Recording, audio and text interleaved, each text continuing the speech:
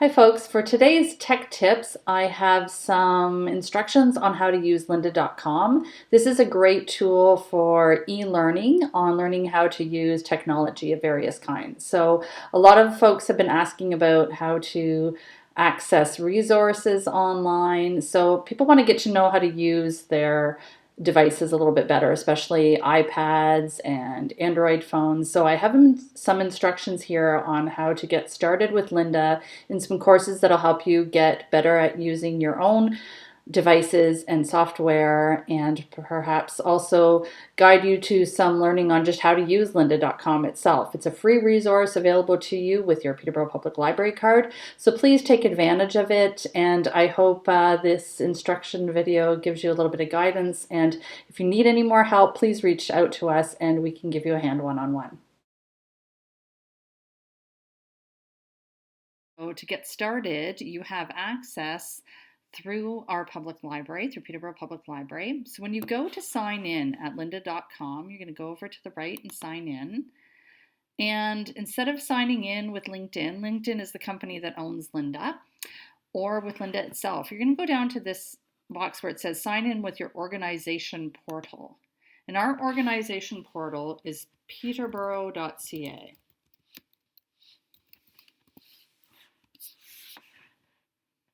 And when you get there, you're going to enter your library card number. In this case, I'm going to use a test number. So this number is on the back of your library card. Just enter it in with no spaces. And your PIN is usually the last 4 digits of your phone number, whatever we have on file for you. And we're going to log in.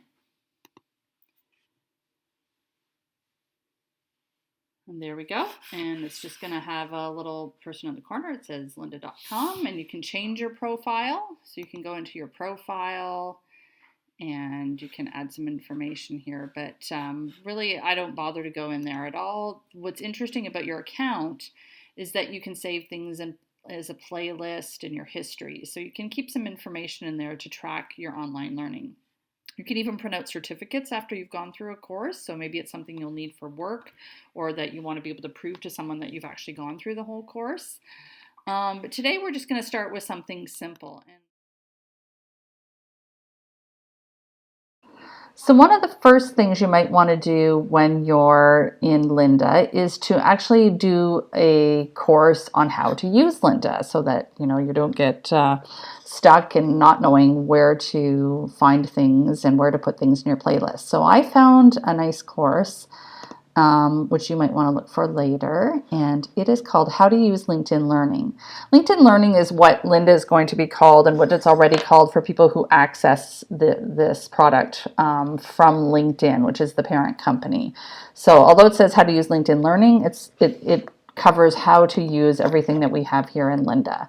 So I'm just going to go ahead and click on that, and we'll see that the topics that are covered here. Now this course should be fairly brief. It's 43 minutes in duration, and you can see the topics over here on the left. How to access it. I wouldn't actually bother with anything until you get to the finding content, because we access it a little differently than everybody else.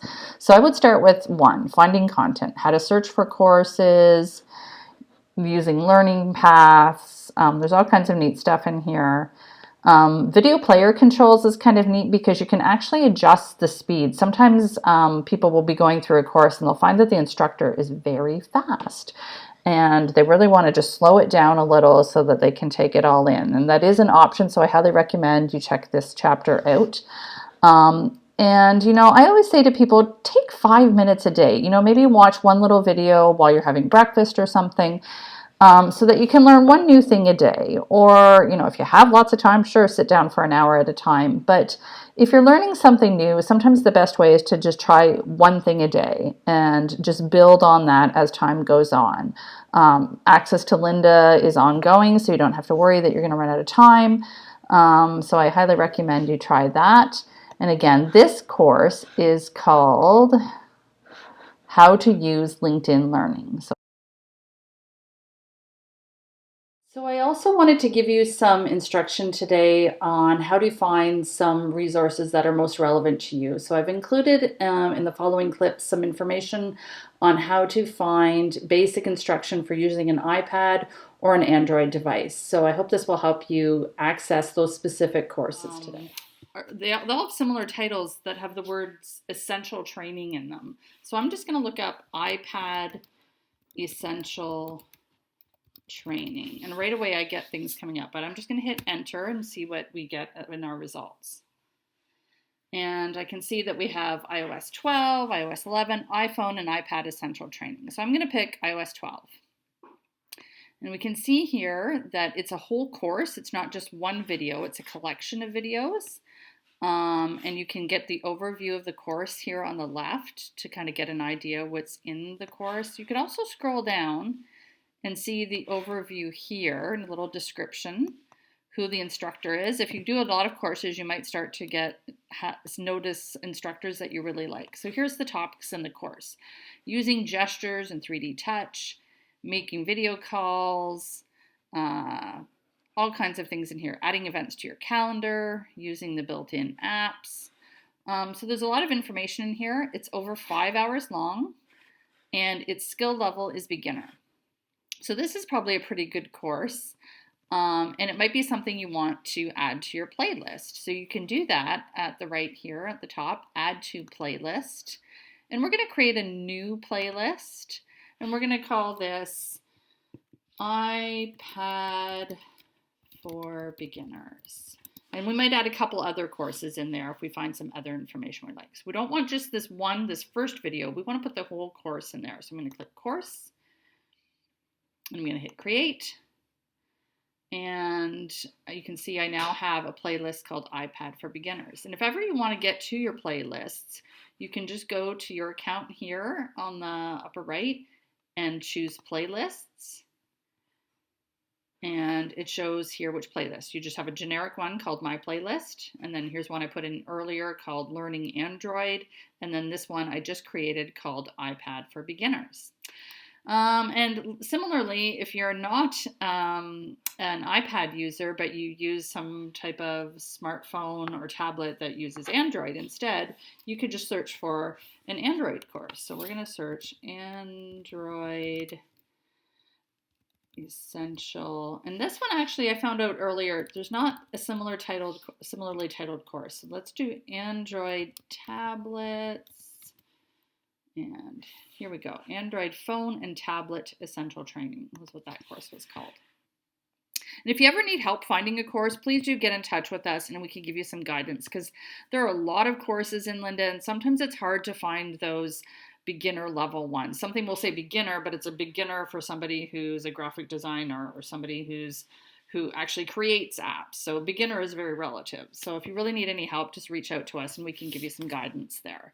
So here's this one, Android phone and a tablet essential training. Now you can also see, you might wonder like, well, is this recent? Because I know Android changes over time. This course was released in 2018. So it's almost a couple years old now. But it's probably pretty good, and you can probably follow along depending which version of Android you have on your phone.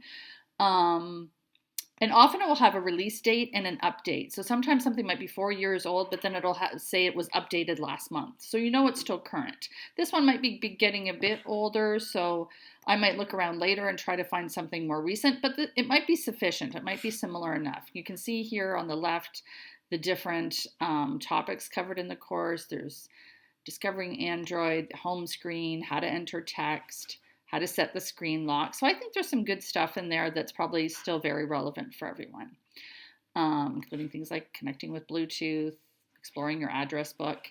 So I'm going to add that to my playlist. And now because I have multiple playlists, it's going to have a drop down. And I'm going to add that to Learning Android. Well, what do you know? I added that already earlier because it's got a check mark there. So I know I already have this in my playlist. So when I go back to my playlist, I'll just show you that in a minute. When you're in playlists, you can see your courses. So let's say I go to Learning Android. There's my Android phone and tablet essential training. and I'll click on that and it'll take me to the course. Now I haven't really started this course. You're going to see a tiny bit of yellow, which means I've maybe watched a few seconds of the introduction. So it'll always start where you left off, which is really nice. You don't have to keep track. But if you ever get a little lost, there'll be a little eye or something on the side to show that you've already watched this section. So you can kind of just scroll down and go, oh, maybe this is one I've watched a little bit of, and I might want to go start there. Or I might just want to skip to a chapter that's more relevant to me. Or like I really desperately need to use my phone. I helped someone not too long ago. They knew how to do a lot of stuff on their phone, but they couldn't actually make a phone call. And sometimes that's just because something is in a spot that you didn't expect it to be. So highly encourage you folks to try out these courses in Lynda. When you're done watching for the day, you can just log out. And like I said, when you go back in, it should be able to leave off where you were last time, and you can continue watching. Hope that helps you get started on your learning journey in Lynda.